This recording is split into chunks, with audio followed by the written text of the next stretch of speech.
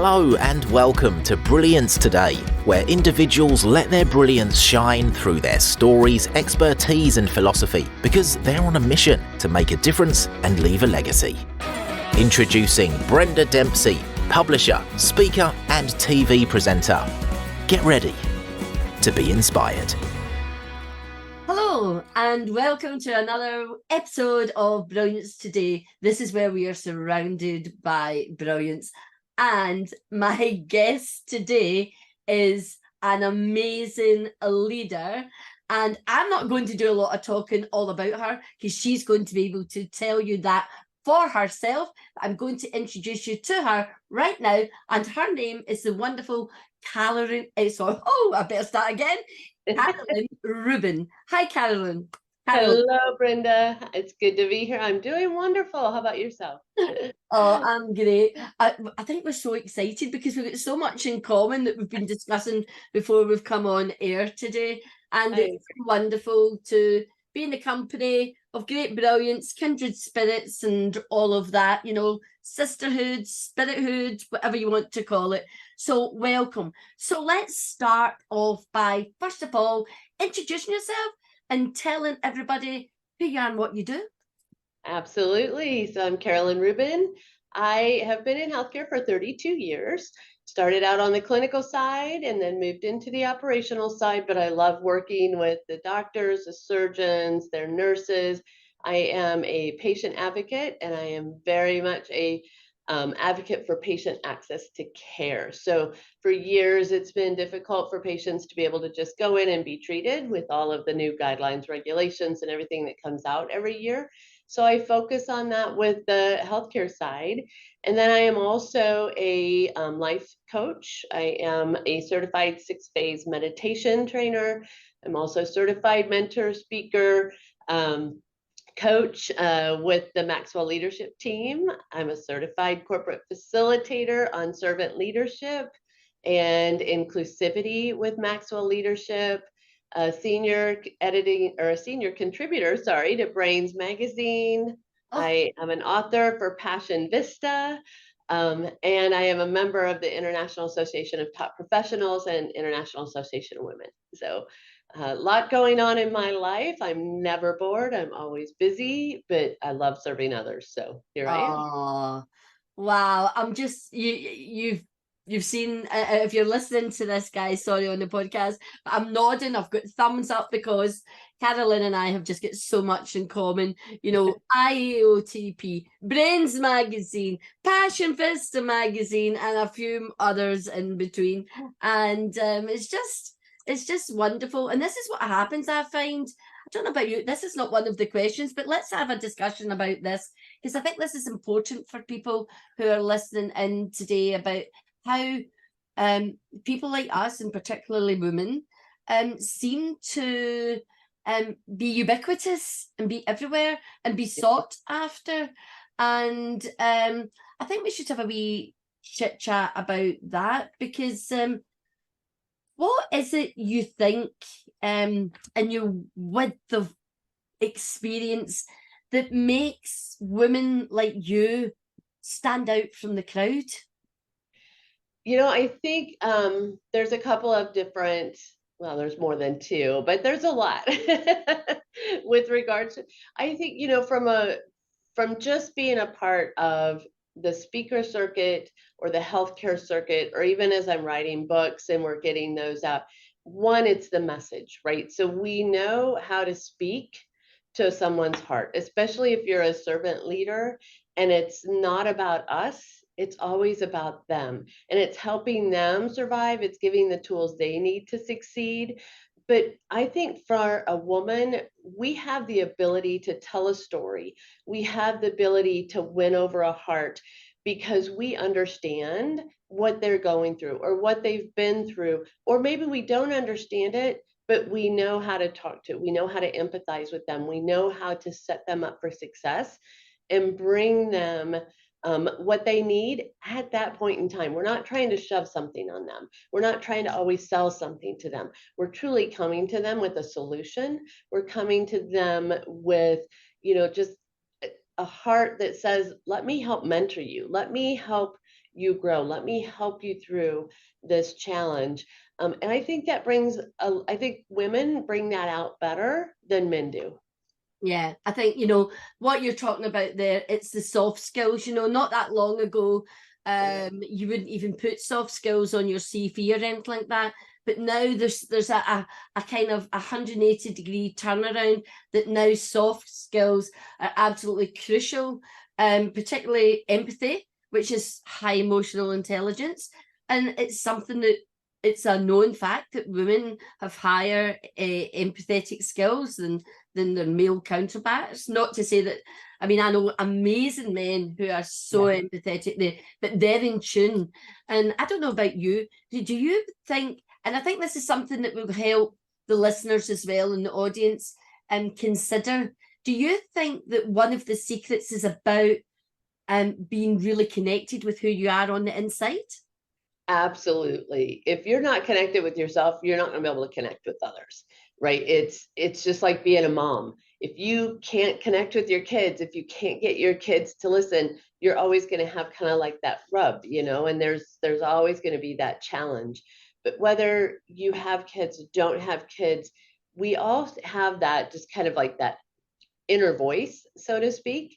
And that inner voice is what really comes out. It's what shares our heart, or allows us to share our heart. It allows us to share our message, but it also allows us to just embrace who we are as well as who others are, and not try to change them, but to grow along with them. Absolutely. And I love that, because it's not about, I used to think years ago I was somebody's savior because everybody came to me for everything. And this is before I went on that really deep spiritual inner journey. And it's only then when you embark, to find that courage to embark, going on the inside rather than always be outward looking, that the world changes, and then you change. And when you change, the world changes even more in a beautiful way. And again, I think women, we're nurturers, so it's something that we can do quite so excuse me, naturally, rather than having to be consciously thinking, oh, what is it I've got to do, how do I need to be? I think, more often than not, that women are like that. But let's move to men, because I believe in equality. I believe in, what goes for a man goes for a woman, and vice versa. The scales are still balancing like this with gender throughout the world, some more than others. But I do believe your grandfather has been a great source of inspiration. Yes. Please share that beautiful story with us. Absolutely. I'm happy to. My grandpa was my mentor. He was my friend. He was my, he would give me his shoulder, he would give me his ear, whatever I needed, whenever I needed it. When I decided to move from, because I'm going to step back a minute. I used to sell real estate. I used to have my own restaurant. I was, kind of an entrepreneur there, but wanted to go in to a career where I could make a more meaningful difference to individuals. So I decided to go into healthcare, and that was my journey. And when I talked with him about it, and just we had a lot of conversations, he's like, you can never serve people too much. You can never help them too much. And as I went through my journey, we would have multiple conversations. I would go see him. Unfortunately, he was diagnosed with renal cell carcinoma.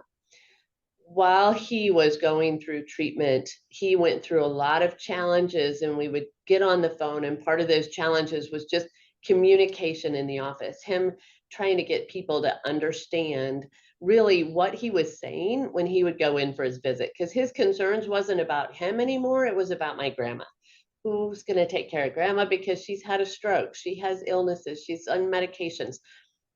And that was his biggest concern. But he couldn't quite get them to hear. While they would listen, they weren't really listening. So during one of our conversations, he had me make him a promise. And that promise was that every day I go to work, I walk through the door with the eyes of a patient, because if I always do that, I will be successful. And it's really taking that and kind of turning it into always listen, you know, and it's not just listening with our ears, but it's listening with our eyes. So it's putting our head up and really paying attention when they're talking. Look at their face, look at their body language, look at the person that's with them to see really what's the story that's not really being told, but you need to really understand it. He passed away about 2.5 years after his diagnosis. That's been probably 15 years ago now. Wow. But that motto is with me every single day. It goes in every book I write. It goes in every speech I give, every talk I give, because that message can mean so many things. But it really, you know, it's take a look at, don't just focus on yourself, look at others. And when you're, whether you're going to work, whether you're just getting up in the morning and walking downstairs to your office and sitting in front of a computer, you're still talking to people. So take them into account, look through their eyes, be a different lens, take a different lens, and take another look at what might be going on in their world, because that moment in time, you can either be a friend, be a support system, or just have conversation that may change somebody's life forever. Mm. And it's, you know, just really helping everyone. And when I went back into the healthcare and started making my tour around the states, that was the message. It's like, take that moment. It's busy. We know it's busy. Healthcare is getting busier and busier. There are more and more challenges in healthcare. There are more and more things that they are trying to solve for. And the offices are busy, the hospitals are busy. But take a moment and just look at that patient and Mm. really focus on what they're saying, because you know it does make a difference. And again, it doesn't matter which industry we use that in. It's right there. It's, don't pay attention to yourself, pay attention to others. Yeah, it reminds me so much of, there's so many things were coming into my mind as you were saying. It's like, one, be authentic, be vulnerable yourself. It's you know, try, it's back to that empathy. What if you've not walked a single step in someone's shoes, you know, try and see it differently from what it would be like in your shoes. You know, Right. it's about putting yourself in other people's shoes and other people's position. But it all comes back to what we spoke about right at the start, about being empathetic and understanding. And nothing's the same for two people, no matter what it is. You know, we all can go and watch a movie. Let's say the Barbie movie. Everybody's talking about Barbie at the minute. So I haven't seen it yet myself, but so you could go to the Barbie movie, and somebody will love it, somebody will hate it, somebody will think, oh, it was all right. Don't know, you know. So we all have those different perspectives depending on what our perception is on things at that one time, you know. So I use a phrase called walk your talk. And Yeah. I think when you work with people and you come from a place of experience and you come from a place of expertise and education and all those things that make up the life and life lessons, then it really does open up your heart bigger and your mind bigger to being a bit more empathetic. But you're talking about the healthcare, and you're also you mentioned it at the start, a patient advocate. So tell us a little bit more about why you feel passionate about being a patient advocate. Um, so there, let's step back. When healthcare first started changing, which is like back in the 90s, and there were more and more guidelines, more and more criterion that was put around how a patient could be treated. How, when can they be treated? What can they receive? I worked in oncology at the time. I had a very young man, he was 20 years old, who had been diagnosed with lymphoma. And he came into our office and he had lost his job, got his job back, now had his insurance, but his insurance company was not wanting to authorize the treatment. That was just devastating for him and for his family. So immediately I'm on the phone with the insurance companies, I'm helping to write policy. I'm going to the pharmaceutical companies going, we have to do something so these individuals can be treated. Why should their life be shortened?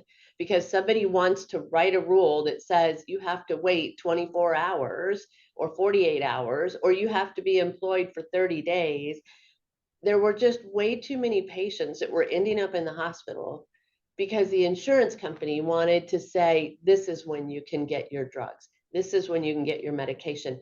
And so I took it as just a personal venture at that point. It was a personal goal for me to make sure that these patients, if they needed their treatment, we were able to get it for them.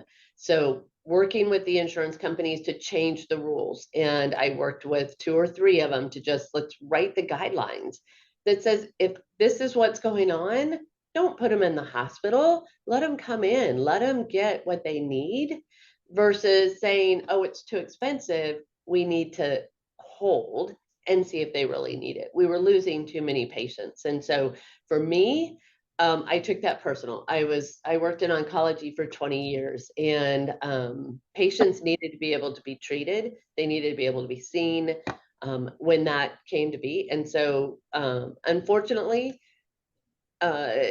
he lost his life. Even though we got the treatment for him, we were able to work with pharmaceutical companies. We were able to work with the insurance companies. We were not able to save him, but we were at least able to give him a better quality of life. And we were able to make a difference in many other cancer patients that we were taking care of at that point in time. I've lost way too many family members to cancer, to cardiac arrest, to stroke. We have to take a stand sometimes. We can't just say, well, at least it's not us, because someday it might be. And so I want to know somebody's in my corner if it ever comes down to it where I need it. But for now, I'm going to be in theirs.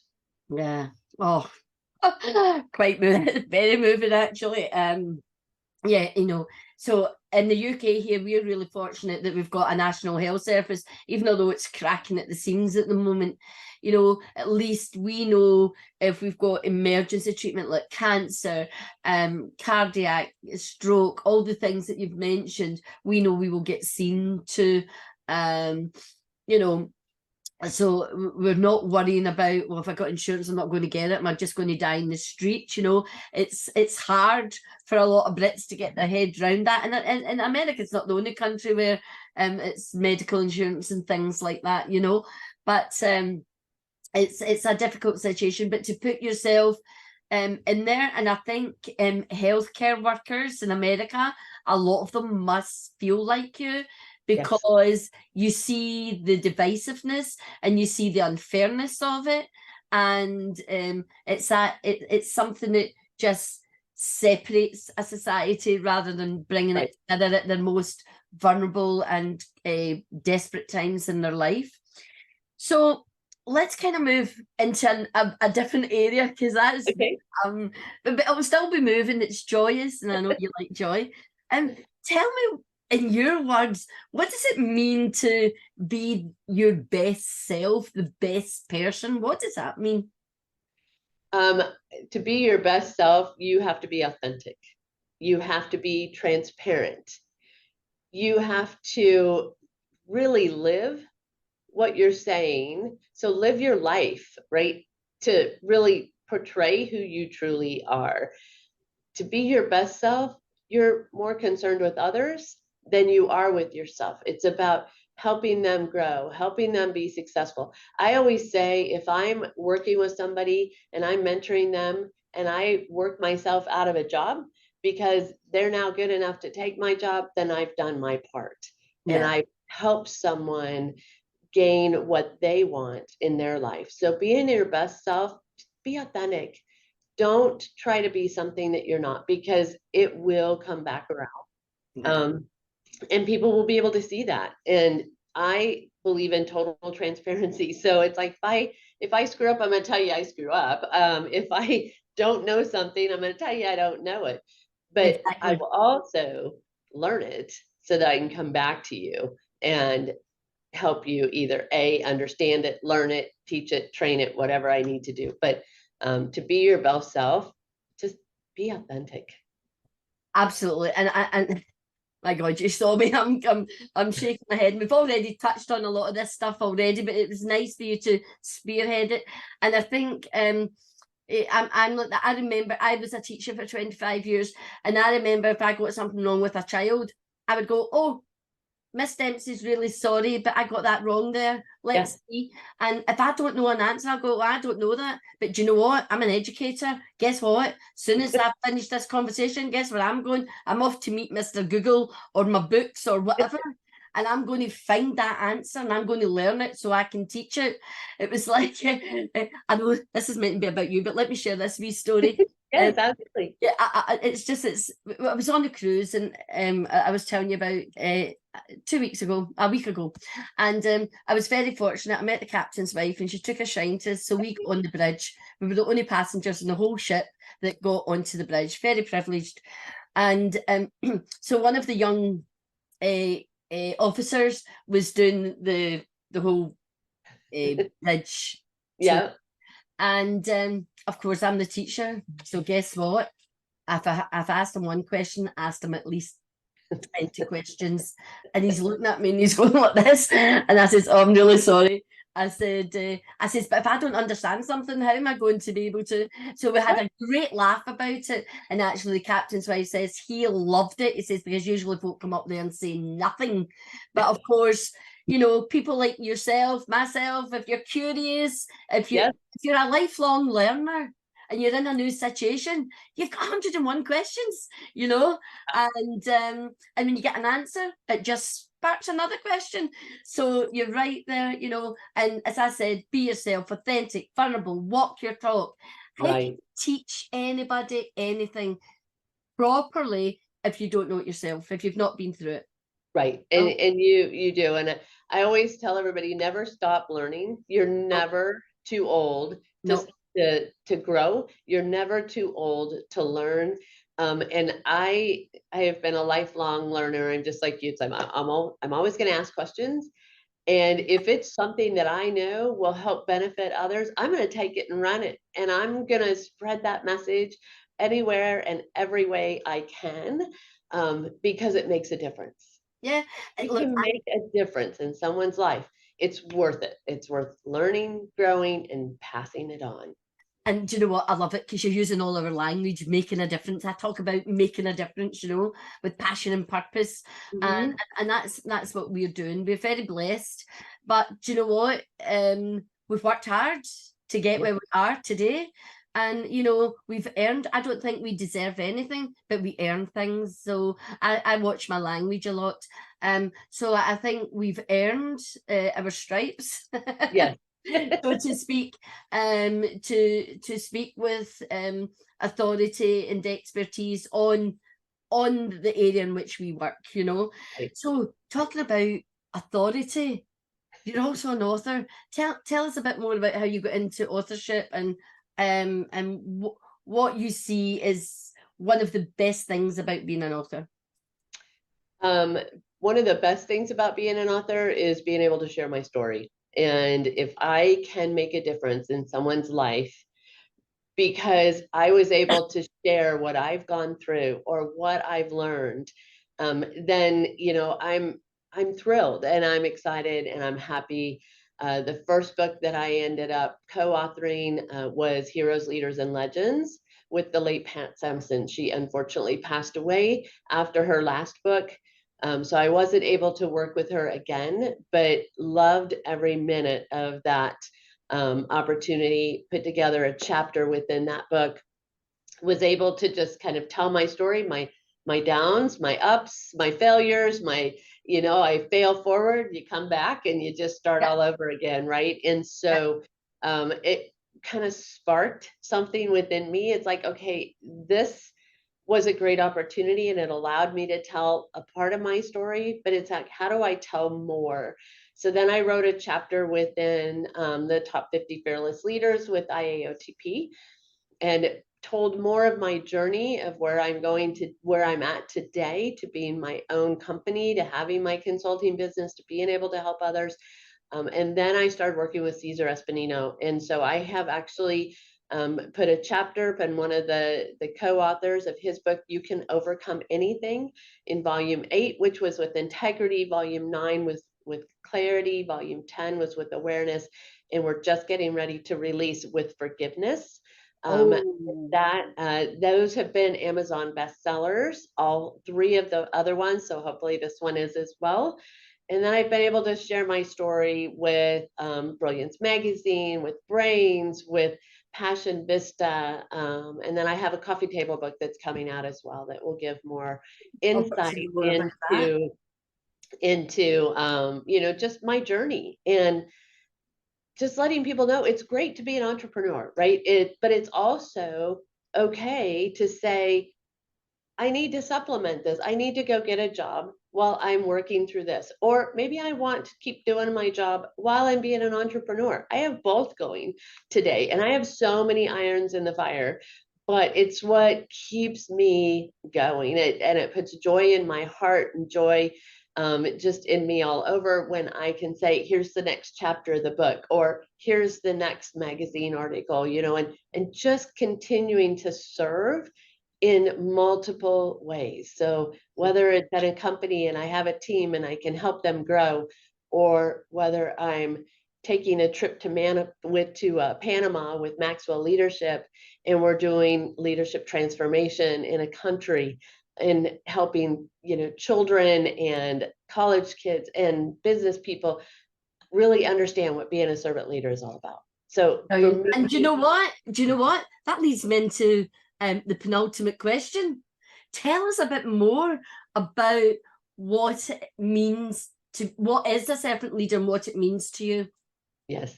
Servant leader means that you're leading from the bottom up. You're not giving direction. You're helping them to grow. So it's being right in there. It's being able to provide them, whether it's the values that they're trying to learn and you're helping them through that, whether they're wanting to become a better leader themselves so that they can just understand more about what's going on. But it's making sure that you are at the bottom and you're working with them as they work up, you're working up. You're not sitting up here just giving direction, right? A company grows best when their employees grow with them. And Absolutely. So as a servant leader, it is our job to make sure we're giving them the tools, the training, the mentorship to make that happen and keep them where they want to be. So and it doesn't matter if it's healthcare, it can be in the oil industry, it can be in the insurance business. It doesn't matter what industry you're in. Being a servant leader is the best thing that you can do for yourself, for your family, for your friends, but most of all, any employees that you're working with, because you have an opportunity to change their life. You have an opportunity to help them achieve goals. You have an opportunity sometimes to really turn somebody's life around. Yeah. And you never know where you're going to run into those individuals. I had an Uber driver that we got to talking, and we are best of friends now, and I'm helping him work through things. I have a best friend that we work together, and then she was let go, and it was a struggle because she's just trying to figure out, what did I do wrong? It's not necessarily that anybody did anything wrong. Sometimes it's just a matter of different goals or different needs, but it's helping everybody to understand that if they don't have that, let's make sure they get it. Yeah. And, for me, look, you talked about story. I've been doing loads of anthologies and books for years. I'm now a publisher, and everything's about story because it's the life lessons within the story. And what I remember, there's another American lady, it's in one of my books, I think it's in Voices of Hope, maybe. She was a doula, and honest to God, I'm going to send you a copy of this book, right? Okay. I'm sending you a copy of this book. Yes, I want you to read this woman's story, because you couldn't write it. our house went in a sinkhole within the week of buying it. And I mean, there's a whole load, a raft of issues that would have put most people over the edge. And do you know what she says in her chapter? I probably shouldn't tell you, but it's exactly what you've just said. So instead of feeling sorry for yourself, do what she does. She goes out and helps somebody, because then she forgets about her own worries. Yes, that's exactly right. I've done that my entire life. It's like, you know, I've had failed marriages. And it's like, you know, I could sit here and I could wallow, or I can make a decision to move forward and make a difference. And I made the decision, move forward and make a difference. Absolutely. It's not about me. God put me here for a reason, and that's to help others. And I sincerely believe that, and that's where I'll be until he decides to bring me home. But you know, it's what life is all about. We're just conduits, we're containers, we're vessels. We're here to serve. And, you know, there's a great quote, it's in helping others that we help ourselves, something like that. I mean, that might not be the exact words. There's a few variations on the same thing, you know. So in order for us to get on, we need to help others get on. But we never do it for ourselves. We always do it for that person. And I certainly, you know, being in the profession that I've come from in education, it's always about other people. It's never about you. Never about you. Even as a mother of 4, I used to go to school and my poor kids would be sick with my mother or something, and I used to think, I'm a bad mother. You know, these are the things that women put themselves through when they're the breadwinner, because I was a single parent at the time, and I'm thinking, oh my God. But I thought, well, if I don't work, I've got no money, they've got no house, they've got no, do you know what I mean? Right. So there's a lot of hard choices to be made in life, you know. Anyway, I think we've got so much in common here, Carolyn, for sure. We're sisters for sure. Yes, we are. And you know, one thing about it is when we're able to help others and we help them grow, ultimately we grow ourselves. Absolutely. We are growing ourselves on the inside, and just making ourselves a better person. Yeah. And that's it. So last question before we finish is, what's next for Carolyn? Well, that's a good question. You can overcome anything with forgiveness that will be coming out in the probably next 30 days. I am about to relaunch my website, my brand, my business, and be able to provide more servant leadership to individuals. So I'm very excited about that. And I'm about ready to launch on just writing now my own story. Instead of a chapter in each person's book, I'm just going to put my own story together and, you know, really be able to hopefully take that even further with helping others. Yes. So, and then I have more transformation trips on the horizon for me, being able to go out and make a difference. And I've watched as the Panamanians continue to go through these value lessons, as they continue to teach others in their country. I just can't wait for the next one, because there is so much we can do for this world. And there are so many things that we can do to help people grow, regardless of their age, whether they're in elementary, junior high, high school. They can be seniors for as far as I just turned 60. I am nowhere near stopping. I am on a go. I'm on a roll, and I am here to help. Exactly. And I became a publisher in my 60s, you know. So don't ever let anybody say it's age. That's an excuse, not a reason, for absolute sure. Well, sorry. You're all right. Thank you so much. You've been a wonderful guest. I've smiled from the minute I've spoken to you. My cheeks are hurting now. You just spread joy, and do you know what? I want to be in your team, so we will be having another chat. So everybody, I hope you've loved this conversation as much as I have. Thoroughly enjoyed it. I'm full of joy. I'm quite teary because the joy that I'm feeling has just been the medicine that I've needed today, Carolyn. So thank you very much, everybody. Hope you've enjoyed this session of Brilliance Today. And remember, always let your brilliance shine. And until the next time, this is Brenda saying, be brilliant, much love, and to the pip. That's it for this episode of Brilliance Today. Thank you so much for listening. Please don't forget to subscribe and leave a review. For more information or to contact Book Brilliance Publishing, visit bookbrilliancepublishing.com. And remember, do different. Be brilliant.